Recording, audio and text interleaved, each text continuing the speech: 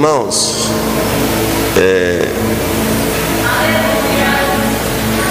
eu chorei bastante aqui ao ouvir o testemunho da Patrícia. E eu comecei a lembrar de mim com 7 anos de idade. Meu pai abandonou minha mãe e eu era o filho mais velho, tinha 7 anos e nós também éramos 7. E era a escadinha, 7, 6, 5, 4. A minha irmã mais nova tinha meses de idade quando meu pai foi embora. Minha mãe começou a trabalhar, minha saudosa vozinha ficava com a gente enquanto ela trabalhava. Porém, minha mãe deu uma alergia nos olhos e não pôde mais trabalhar. Nós mudamos para Águas Lindas de Goiás após a morte da nossa vozinha. E a nossa vida se tornou bem miserável.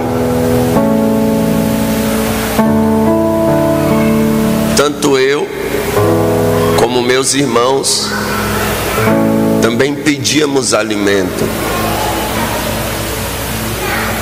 Íamos nas padarias, ficava na porta: tio, me dá R$1.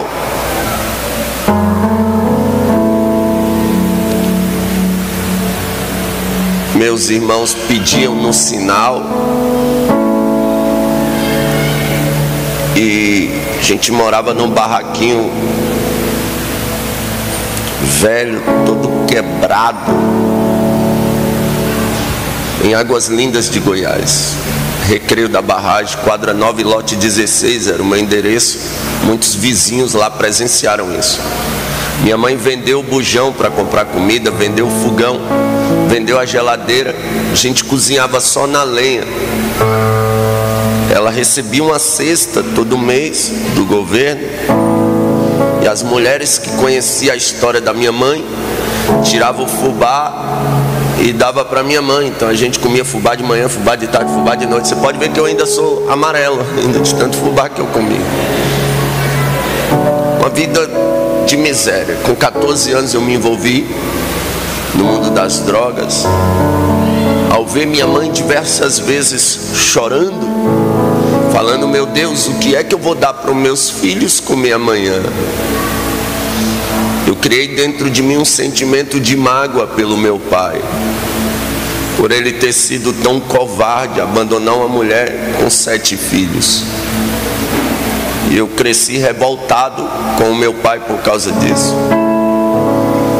Certa feita, eu tinha 15 anos de idade, eu fumei um baseado de maconha com mais 2 amigos e sentei no murinho da minha casa. Veio de lá 3 jovens, eram as 3 horas da tarde, o sol estava rachando. Esses 3 jovens se aproximaram e começaram a sapatear em frente à minha casa. Eles fizeram um movimento pentecostal ali em frente à minha casa. Foi fogo, terra, água. Pegou, pastor, entre eles ali. E eles pulando e falando línguas estranhas. Um amigo meu olhou assim: vixe, esses caras tão doidão. Mas doidão quem estava era nós. Aqueles rapazes estavam cheios do Espírito Santo de Deus. O do meio começou a falar em língua mais alto e apontou para aquele barraco e disse: hoje essa casa está em ruína, hoje essa casa está em miséria, mas de dentro dessa casa Deus vai levantar pregador do Evangelho e vai mudar a história dessa família. Não sei aonde aqueles jovens estão, mas a profecia que eles entregaram está pregando aqui hoje e no Brasil todinho, para a honra e a glória do Deus Todo-Poderoso.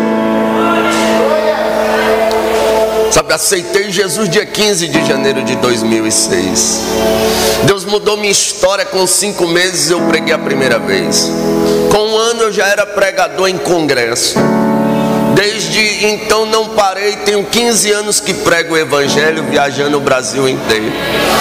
Deus disse que as nações me ouviriam pregar. Até hoje não saí do Brasil, mas todos os dias gente da França, da Europa, da Inglaterra, dos Estados Unidos, da Coreia falam comigo dizendo que viram um vídeo meu pregando.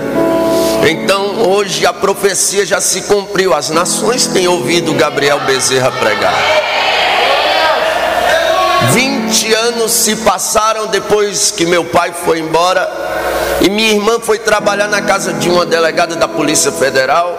E ela conversando sobre meu pai, a delegada disse: me dê o nome e o sobrenome dele. A delegada achou tudo que tinha que achar ele: as casas que ele já morou, endereço, telefone, aonde ele trabalhou, aonde ele deixou de trabalhar. Enfim, encontramos ele.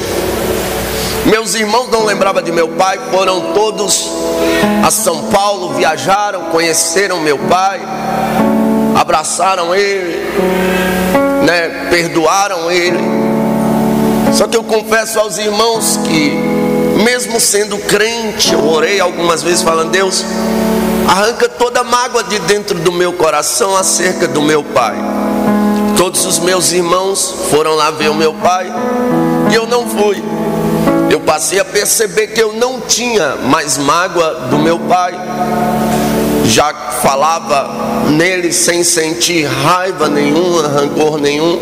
Afinal de contas, o Espírito Santo nos dá essa capacidade.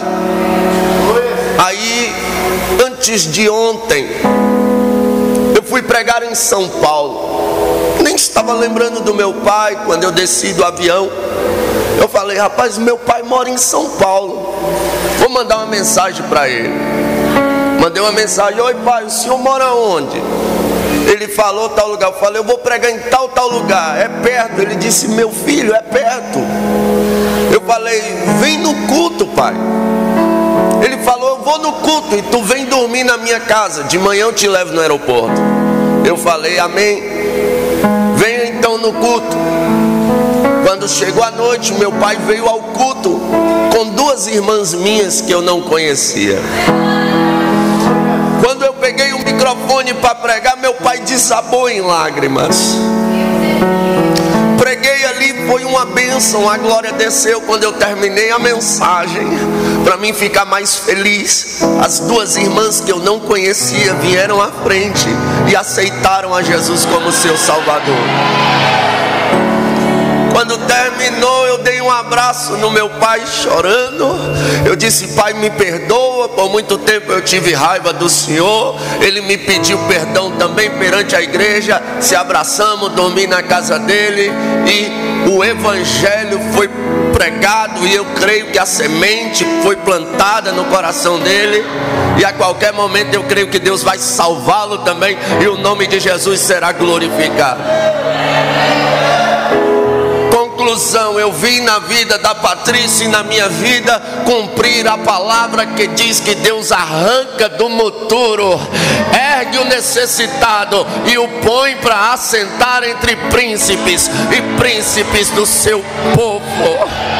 Evangelho é isso: muda a vida, muda caráter, transforma, liberta, dá uma nova estrutura, reintegra perante a sociedade. Pode ser drogado, prostituta, ladrão, perdido, mendigo, o que for, Deus transforma através da sua palavra.